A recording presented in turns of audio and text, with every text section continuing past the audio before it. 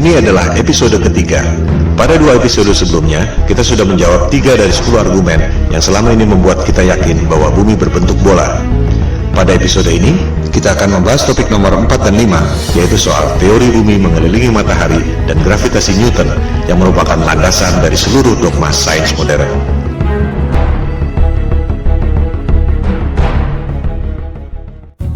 Teori gravitasi adalah fondasi utama yang merasionalkan teori bumi bola mengelilingi matahari.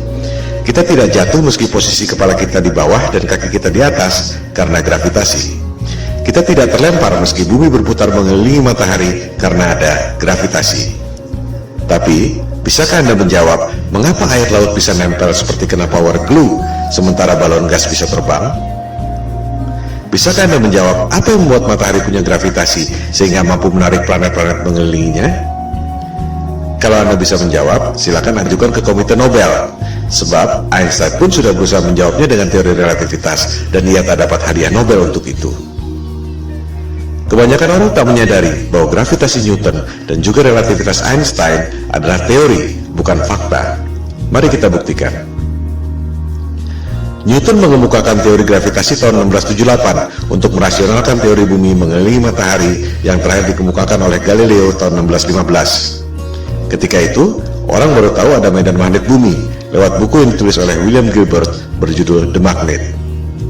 Yang dimaksud The Magnet di sini adalah medan magnet bumi yang membuat jarum kompas selalu menunjuk arah utara. Gilbert mengatakan bahwa bumi ini seperti medan magnet raksasa. Lewat legenda apel jatuh ke kepala Newton, ia berasumsi dan berteori bahwa benda jatuh karena gaya tarik bumi. Persis seperti medan magnet membuat jarum kompas menunjuk arah utara. Padahal, jika kita ganti jarum kompas dengan kayu, maka medan magnet bumi tak dapat menariknya. Dari situ, untuk mendukung teori bumi mengelilingi matahari, Newton berasumsi dan berteori bahwa planet-planet mengelilingi matahari karena gravitasi. Ia pun membuat rumus gravitasi yang terkenal itu. Rumusnya memang benar, menghitung massa 2 buah benda, jarak, dan gayanya. Tapi itu tidak membuktikan bahwa bumi punya gaya tarik. Silakan Anda cek, Newton tak dapat membuktikan mengapa apel jatuh ke kepalanya secara vertikal, tapi bumi terkena gravitasi matahari, berputar keliling-keliling, tak ada habisnya. Sebuah fenomena bisa dijelaskan lewat penjelasan saintifik yang berbeda. Mari kita ambil beberapa contoh. 1. Fenomena elektron berputar mengelilingi inti atom. Apa penyebabnya? Newton akan menjawab gravitasi, persis seperti bumi mengelilingi matahari. Betul? Jelas salah. Niels Bohr, ilmuwan penemu kuantum leap dalam atom, mengatakan bahwa itu disebabkan oleh elektromagnetik, bukan gravitasi. Tak ada gravitasi pada atom. Rumus gravitasi Newton sama sekali tak bisa diterapkan untuk menghitung pergerakan atom. Di sini letak inti masalahnya. Ketika Newton hidup, ia tak tahu ada elektromagnetik. Oleh sebab itu ia berasumsi bahwa planet mengelilingi matahari karena gravitasi. Contoh kedua, fenomena matahari dan bulan berjalan pada porosnya. Apa penyebabnya? Newton akan menjawab gravitasi. Memang itu tujuan ia mengemukakan teori gravitasi. Nikola Tesla akan menjawab elektromagnetik. Persis seperti elektron berputar mengelilingi inti atom, suatu hal yang belum diketahui Newton selama hidupnya. Tesla dapat menciptakan semua temuan-temuan yang dahsyat itu yang telah dipaparkan pada episode sebelumnya karena menganggap bumi ini bukan planet yang mengelilingi matahari. Bumi adalah pusat alam semesta yang memiliki energi dahsyat, termasuk menggerakkan matahari, bulan, dan bintang-bintang pada kubah celestial. Ia pun mengatakan matahari dan bulan digerakkan secara wireless oleh medan elektromagnetik yang ada di ether. Lebih jauh lagi, ia mengatakan bahwa kubah bumi atau kubah celestial itu terangkat karena medan elektromagnetik. The only force you need to counter is the electromagnetic force, not gravity. Kata-katanya adalah the only force. Bahasa terangnya, gravitasi adalah ilusi. Tesla pun mengatakan bahwa bintang-bintang menempel pada kubah celestial atau the firmament, bahasa Alkitab Taurat, terjemahan King James. Contoh kasus ketiga, fenomena besi tenggelam dan gabus terapung di air. Apa penyebabnya? Newton akan menjawab gravitasi. Besi tenggelam karena ditarik oleh gaya tarik bumi. Archimedes akan menjawab berat jenis. Besi tenggelam karena berat jenisnya lebih besar dari berat jenis mediumnya, yaitu air.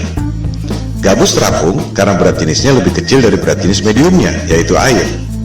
Kita lihat, sebuah fenomena bisa dijelaskan dengan paradigma sains yang berbeda. Contoh kasus keempat, fenomena balon helium terbang di udara. Newton dengan paradigma gravitasinya mungkin terpaksa menjawab anti-gravity. Archimedes akan menjawab dengan hal yang sama, berat jenis. Balon helium terbang karena berat jenisnya lebih kecil dari berat jenis mediumnya, yaitu udara. As simple as that. Coba kita simak baik-baik foto ini. Air laut bisa nempel tanpa ada setetes pun yang tumpah. Sementara, kalau kita goyangkan gelas ke atas, air pasti muncrat ke atas sebelum jatuh ke bawah. Padahal, tenaga kita tidak sebesar tenaga samudra. Karena sudah diindoktrinasi sejak kecil dan menganggap bumi bola adalah fakta, kebanyakan orang akan mengatakan bahwa air laut tidak tumpah dan kita tidak merasa bahwa kaki kita ada di atas karena ada atmosfer yang terkena gravitasi. Contohnya adalah gambar ini. Betul? Salah. Itu adalah gambar imajiner tentang medan magnet bumi. Banyak orang mengira gravitasi adalah medan magnet bumi, padahal bukan. Seperti dilihat pada gambar itu, ada jarum kompasnya. Artinya, itu adalah medan magnet bumi yang membuat kompas menunjuk arah utara, bukan gravitasi yang mampu menarik orang ataupun gajah. Gambar tentang gravitasi adalah seperti ini. Di situ tulisannya, gravitasi membuat semua yang ada di bumi ini stabil. Apakah itu gambar ilmiah? Jelas bukan. Kita juga bisa membuat gambar bumi berbentuk kotak, atau bisa juga kita bikin bumi berbentuk trapesium dengan klaim yang sama. Itu semua adalah gambar imajiner. Coba kita perhatikan gambar ilustrasi gravitasi bumi itu. Apa yang janggal? Kita bandingkan dengan gambar medan magnetik bumi sebelumnya. Di gambar kanan itu, kita lihat ada kutub positif, ada kutub negatif. Ada gaya tarik, dan ada gaya tolak. Sama seperti gambar besi magnet. Ada gaya tarik, ada gaya tolak. Ini adalah hukum kekekalan energi. Energi tak dapat diciptakan dan tak dapat dimusnahkan. Hanya bisa berubah bentuk. Contohnya, orang niup balon. Jika balonnya mengembang, pasti paru-paru yang niup itu mengempis. Tak mungkin ada balon mengembang terus jika tak ada energi lain yang mengempis. Inilah hukum kekekalan energi. Nah, itu teori gravitasi. Ada gaya tarik bumi, tapi tak ada gaya tolak. Di mana logikanya? Ini bertentangan dengan hukum kekekalan energi. Sekali lagi, gambar-gambar pendidikan yang canggih-canggih itu adalah gambar imajiner. Tergantung asumsi orang yang membuatnya. Bukan berarti bahwa itu fakta. Newton tak dapat menjelaskan mengapa bumi bisa punya gaya tarik. Yang bisa menjawab itu adalah Einstein tahun 1905. Dia bilang, gravitasi terjadi karena massa yang besar seperti bulan, bumi, matahari membuat ruang dan waktu melengkung. Wow, sungguh ide yang brilian yang tak terpikirkan dalam imajinasi saintis manapun di dunia. Itu yang membuat Einstein seorang jenius yang lain dari yang lain. Sebuah teori yang sangat indah. Pertanyaannya, apakah teori itu betul? Itu cuma teori yang ada dalam tulisan dan gambar, tak pernah ada di alam nyata. Contohnya ini. Orang mencoba menjelaskan teori relativitas Einstein, bagaimana ruang dan waktu melengkung, menciptakan gravitasi yang membuat planet-planet mengelilingi matahari.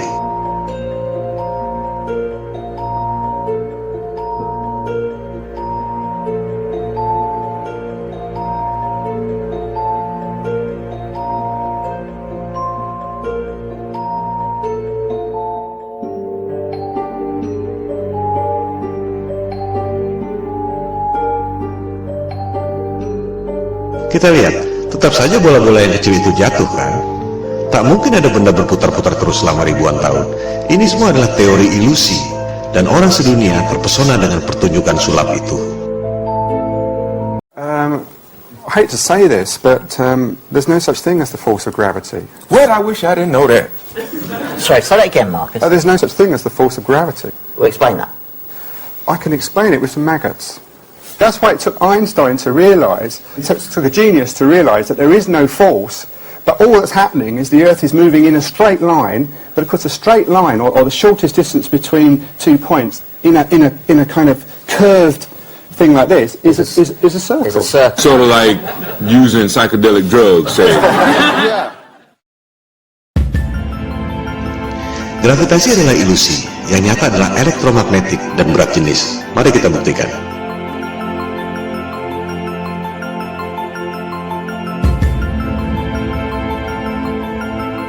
Jadi, betul kata Tesla.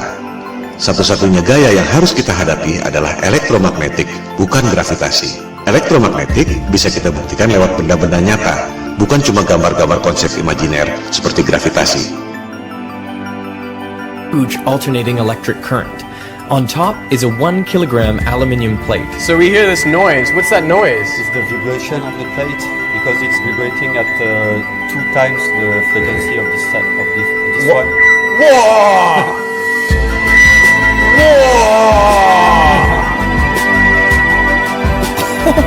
How does it do that? To find out, I've come to the place where it all started, the Royal Institution in London. Ini semua bermula dari abad pencerahan Eropa, di mana kelompok Freemason atau penyembah iblis yang kebanyakan adalah para intelektual, raja-raja, bangsawan, dan aristokrat ingin menggantikan peran agama dan ketuhanan untuk menguasai umat manusia di dunia. Mereka tidak melakukannya dengan tentara seperti Genghis Khan atau Alexander yang Agung. Kaum Freemason melakukannya lewat intelektual, propaganda, dan mind control. Bermula dari teori bumi mengelilingi matahari. Supaya kelihatan masuk akal, dibuatlah teori gravitasi. Padahal benda jatuh ke bumi karena berat jenis, dan benda bisa berputar-putar dalam orbit karena elektromagnetik. Untuk membuktikan bahwa gravitasi itu nyata, Einstein membuat teori relativitas. Ruang dan waktu melengkung dan membuat gravitasi.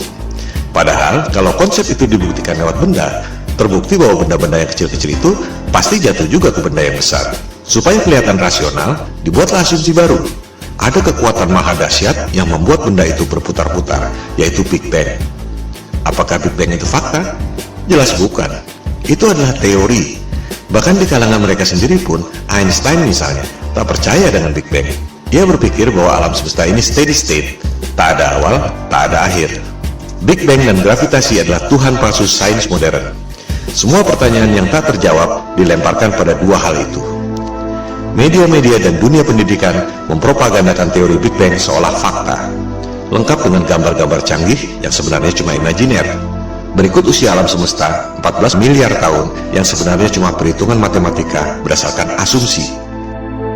Oleh sebab itulah Tesla mengatakan, para saintis ini hanya menghitung matematika dari rumus ke rumus, dan akhirnya menciptakan struktur yang tak ada hubungannya dengan realitas. Model alam semesta berdasarkan asumsi matematika itu, jika asumsi dasarnya salah, maka semuanya runtuh. Gravitasi adalah ilusi, yang nyata ialah elektromagnetik dan berat jenis. Oleh sebab itulah, Goethe, intelektual terkenal dari Jerman, mengatakan bahwa gravitasi Newton itu adalah mistisisme sains. Newton menipu diri sendiri. Saya mengutuknya. Itu adalah kosmologi orang gila, kata Goethe. Dengan demikian, kita tutup argumen kelima yang membuat kita sebelumnya yakin bahwa bumi ini berbentuk bola. Gravitasi Newton adalah teori, ilusi, konsep imajiner berupa gambar-gambar yang tak pernah bisa dibuktikan lewat benda. Gravitasi dan juga Big Bang adalah Tuhan palsu yang merupakan fondasi utama kebohongan sains modern.